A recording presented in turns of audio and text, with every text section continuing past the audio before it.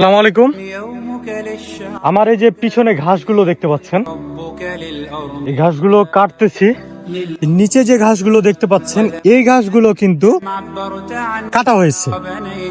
তো আমার ভিডিওটি করার মূল কারণটা হচ্ছে যে আপনারা এই ঘাসগুলো দেখেন, এই ঘাসগুলোর কিন্তু গোড়া থেকে ডাঁটা বের হয়েছে, অর্থাৎ গোড়া থেকে নতুন করে গাছ বের হচ্ছে। এই গাছগুলোর নতুন করে গোড়া থেকে গাছ বের হচ্ছে। কিন্তু এই যে এই ঘাসগুলোর দেখেন, এই ঘাসগুলোর এই যে দেখেন আগালটা যেটা কাটা হয়েছে তার পাশ থেকেই ঘাস বের হচ্ছে, অথবা না তার পাশ থেকে বললে সরি, তার মিডিল থেকে গাছটা বের হচ্ছে। মিডিল থেকে গাছ বের হলে কি হবে আর সাইড থেকে গাছ বের হলে কি হবে? আপনার এই যে সাইড থেকে গাছগুলো বের হয়েছে, এই সাইড থেকে গাছ বের হলে এরকম আপনার বড় ঘাস হবে। আর যদি আপনার মিডিল থেকে ঘাস বের হয়, মিডিলের গাছে কিন্তু ফলন হয় না। মিডিলের গাছ অল্প বড়তেই মানে আপনার এই ঘাসগুলোর সমান হলেই বুড়া হয়ে যায়, পেকে যাবে, লাল হয়ে যাবে ঘাস। আর দেখা যাবে যে যদি লাল না হয় তাহলে ফুল ফুটে যাবে।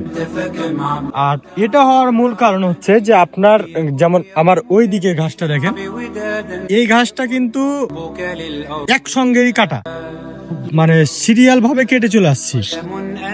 তারপরেও দেখা যাচ্ছে যে এই দিকে কিন্তু ঘাস আর বের হয়নি, ওই দিকে ঘাস বের হয়েছে। এটার কারণ কি?